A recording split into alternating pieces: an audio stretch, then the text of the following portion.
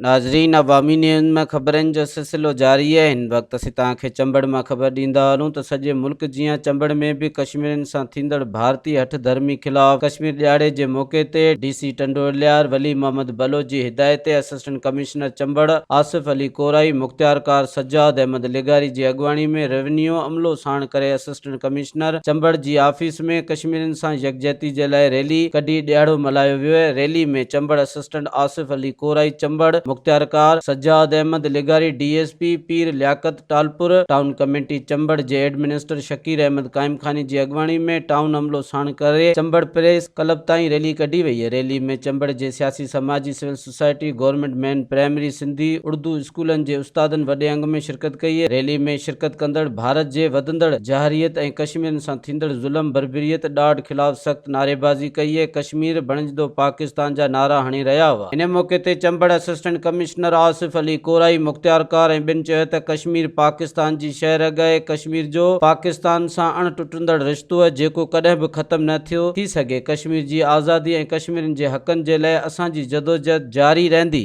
मज़ीद खबरों और तफसीलात के लिए विजिट करें हमारी वेबसाइट www.awamiNewsHD.com।